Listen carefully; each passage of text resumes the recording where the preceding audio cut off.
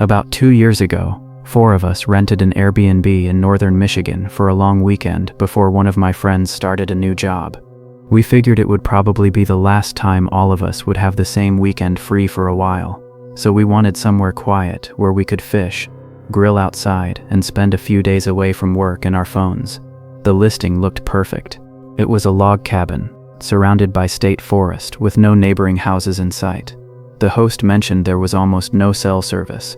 The gravel road could be difficult to find after sunset, and the nearest occupied home was a little over 3 miles away. He even suggested arriving before dark because people unfamiliar with the area often missed the turnoff. We got there just after 5 in the evening. The cabin looked exactly like the photos. There was a wraparound porch, a small fire pit overlooking the trees, and nothing but forest in every direction. It was the kind of place where the silence almost felt unnatural. After shutting off my truck, I realized I couldn't hear traffic, airplanes, or even distant machinery, just wind moving through the trees. Check-in was easy. The key was inside a lockbox beside the front door. While we unloaded the truck, Tyler tried carrying almost everything himself. He was wearing a gray hoodie and somehow managed to balance a cooler, 2 duffel bags, and a grocery bag all at once. Halfway to the porch, Chris laughed. "Dude, your backpack." Tyler looked back. His backpack was leaning against the rear tire where he'd forgotten it. He walked back, grabbed it, laughed at himself, and we all kept unloading. The whole thing lasted maybe 10 seconds. Nobody else was around. After bringing everything inside, we started deciding who wanted which bedroom. There were 2 downstairs and 1 larger bedroom upstairs. Nobody had officially claimed anything yet. We figured we'd eat first and sort it out later. About 20 minutes after arriving, someone knocked on the front door. Every one of us looked at each other. We hadn't seen another vehicle since leaving the highway. I opened the door. Standing there was an older man, probably in his late 60s. He wore worn work boots, faded jeans, and a camouflage jacket. His gray beard was neatly trimmed, and he looked like someone who'd spent his entire life outdoors. He smiled. "Glad you boys made it before dark." I assumed he was the neighbor. He introduced himself, although I honestly can't remember the name he gave us now. He said he'd lived nearby for years and liked introducing himself whenever new people rented the cabin. Nothing about him seemed strange. If anything, he reminded me of someone's grandfather. Then he looked directly at Tyler. "Good thing you remembered your backpack." Tyler smiled. "Yeah, almost left it behind." The old man nodded. I noticed. There was a brief silence. At the time, none of us questioned it. We assumed he'd driven past while we were unloading. The conversation continued for another few minutes. He warned us about deer crossing the road after sunset, mentioned that bears occasionally wandered through looking for garbage, and joked that we'd probably get tired of hearing owls before the weekend was over. Everything felt perfectly normal. Then, just before leaving, he glanced toward the staircase inside the cabin. "And whoever ends up sleeping upstairs," he paused, "don't leave the window open tonight." Tyler laughed. "Why's that?" The old man smiled again. "You'll understand if you do." Then he turned around and walked away. We watched him disappear down the gravel driveway until the trees blocked him from view. As soon as he was gone, Chris looked at Tyler. "How'd he know about your backpack?" Nobody answered. The driveway couldn't be seen from the road because of the trees. Unless he'd already been somewhere on the property, there was no way he could have seen Tyler forget it. We tried coming up with explanations. Maybe he'd been walking through the woods. Maybe he'd driven by earlier. Maybe he'd simply guessed. Eventually, I sent the host a quick message through Airbnb. "Hey, your neighbor stopped by to introduce himself. Nice guy." The reply came less than a minute later. "Neighbor?" I explained about the older man. There was another short pause. Then another message appeared. "Are you sure he said he lived nearby?" "Yeah," the host replied almost immediately. "That's not possible. The state bought every property around mine years ago. Nobody lives within 3 miles of that cabin." For the first time since arriving, the place didn't feel quite so peaceful. None of us said much after reading that. We cooked dinner, but the conversation kept drifting back to the old man. Tyler finally claimed the upstairs bedroom, mostly because everyone kept joking about it. "If the creepy neighbor wants the upstairs window shut," he said, "I'll leave it wide open." Everyone laughed, even Tyler. But when he carried his bag upstairs a few minutes later, we heard the window slide shut. None of us made fun of him after that. Around 9, we started a fire outside. The woods were completely dark except for the light from the flames. At one point, Chris suddenly stopped talking. "You guys hear that?" We all listened. Nothing. Then, a branch snapped somewhere beyond the tree line. It wasn't especially loud.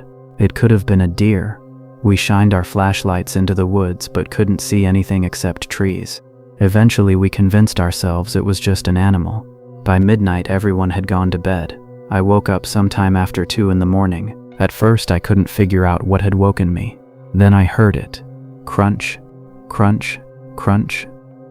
Slow footsteps on gravel. They stopped outside the front porch. Nobody knocked. Nobody spoke. About 30 seconds later, the footsteps started again.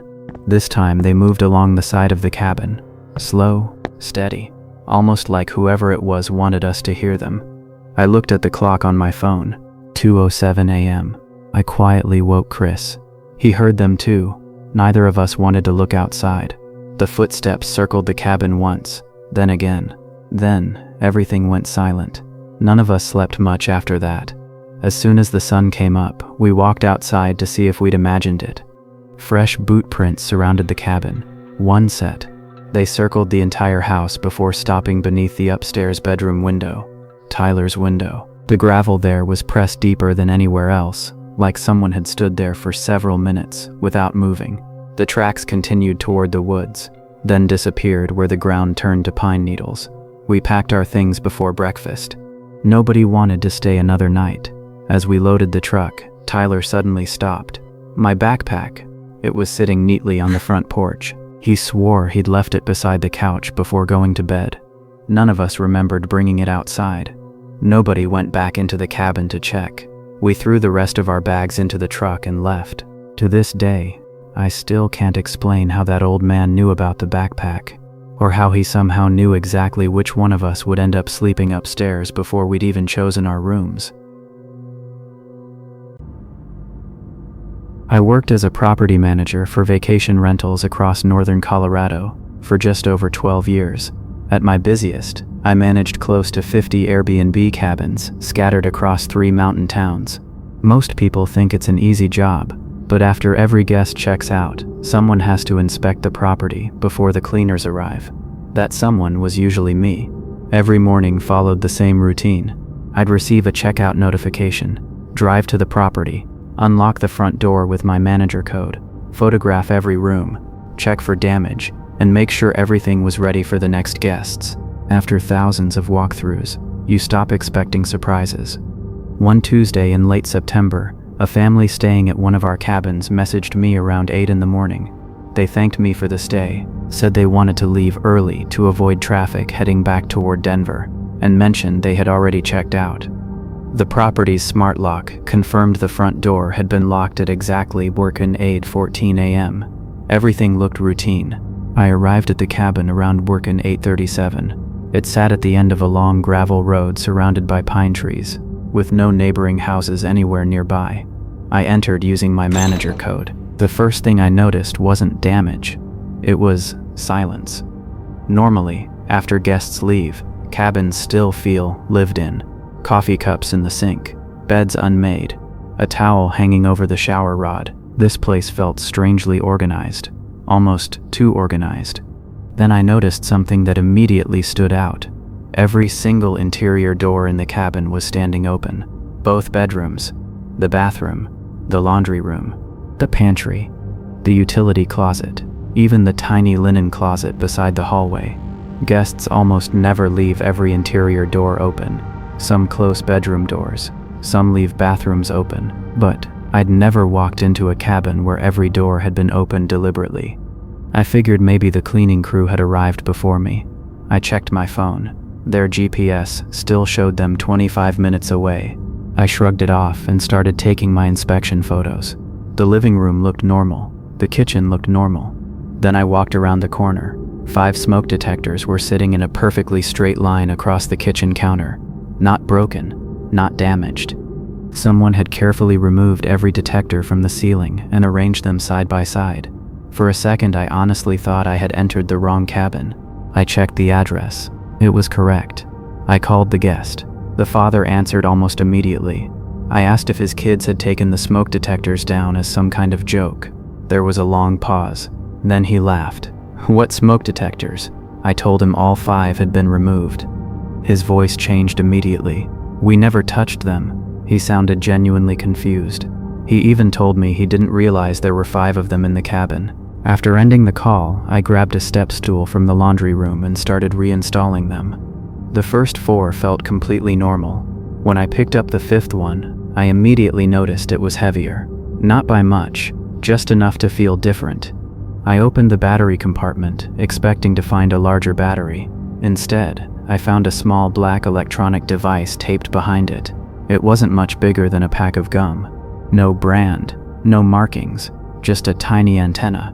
I didn't know what it was, but I knew it didn't belong there. I set it back down exactly where I'd found it and called the sheriff's office. A deputy arrived about 40 minutes later. The first thing he asked was whether I'd touched the device. I told him I'd only opened the detector.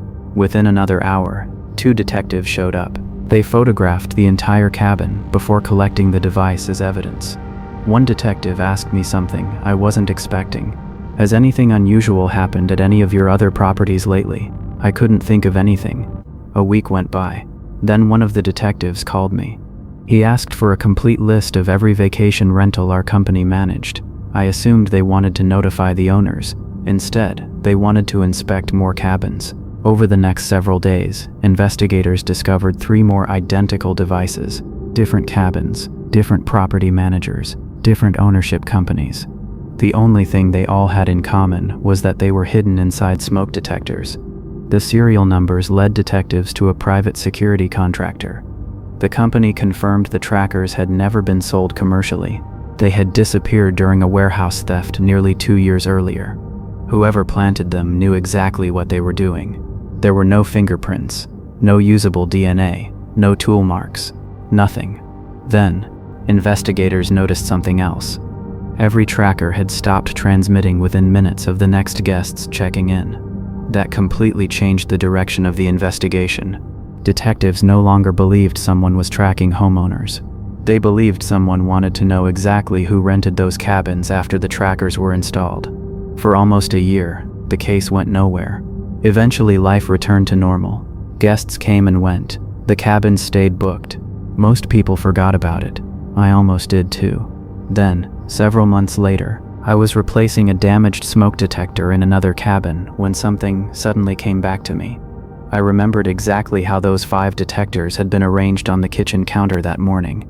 They hadn't been placed there randomly. They were lined up in the exact same order they had been installed throughout the cabin. Front hallway, living room, kitchen, hallway, master bedroom. Whoever removed them hadn't needed to search for the tracker. They'd walked straight to the correct detector, removed the device, then carefully placed every detector back in installation order before leaving. That realization bothered me more than the tracker itself, because it meant whoever had hidden it already knew exactly where to come back for it. They'd never been guessing. They'd been following a plan from the very beginning. Last fall, I booked an Airbnb outside Asheville, North Carolina, while driving back home after finishing a freelance project. I wasn't on vacation or anything. I just wanted one quiet night before spending another 8 hours on the road. The listing had over 200 reviews and a near-perfect rating. It was a small cabin tucked into the woods with self-check-in, no nearby houses, and a wraparound porch overlooking a creek. The description specifically mentioned there were no exterior security cameras, which I actually preferred. I arrived a little before 6 that evening. Everything matched the listing perfectly.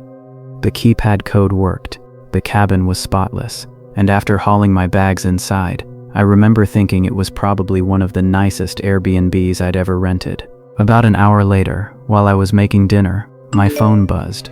It was an Airbnb notification. The host replied to your review. I frowned. I hadn't reviewed anything. I opened the app. There was already a 5-star review posted under my account. Beautiful cabin. Everything was exactly as described. Thanks again. It looked completely normal. Except I hadn't written it. Then I noticed the timestamp. It had supposedly been posted the day before I even checked in. I honestly laughed. Apps glitch sometimes. I contacted Airbnb support through the chat. The representative apologized, said they occasionally saw synchronization errors, removed the review, and assured me everything looked normal on their end. Problem solved, or at least I thought so. Around 11 that night, my phone buzzed again. This time it was a direct message from the host. "Thanks for updating your review," I immediately replied.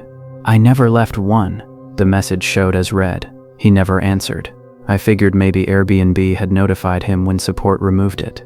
The whole thing seemed weird, but not scary. I went to bed around midnight.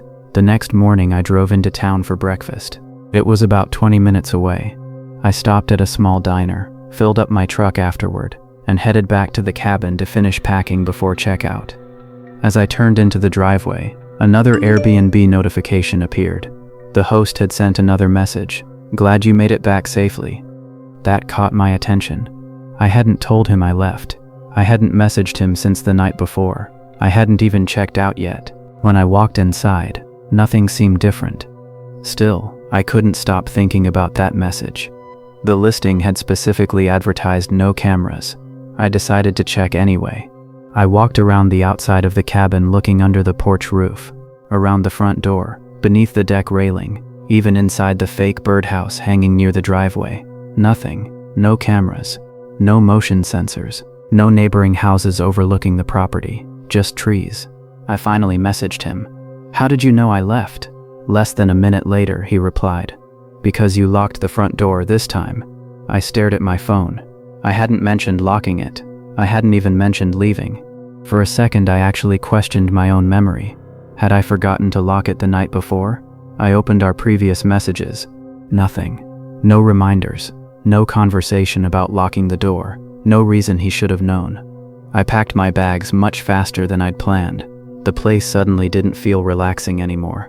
I left before sunset instead of staying until the official checkout time the next morning. About a week later, Airbnb emailed me saying the host had reported property damage. I knew I hadn't damaged anything, so I opened the attachment. There were several photographs. A scratch on a kitchen cabinet. Mud near the back entrance. Then one photo made my stomach drop. It showed my bedroom. My backpack was sitting beside the bed exactly where I'd left it before driving into town for breakfast. The timestamp read 8:14 a.m. At 8:14, I was sitting in a diner almost 40 miles away. I still had the receipt on my credit card statement. I called Airbnb immediately. They escalated everything to their trust and safety team. A detective contacted me the following week and asked me to forward the original photos exactly as I'd received them. Several days later, he called back. He said the image metadata appeared authentic. The timestamps hadn't been edited. I asked him the only question I cared about. "So, who took the pictures?" There was a long silence. Finally, he admitted they didn't know. The cabin had no security cameras. The host lived more than 200 miles away.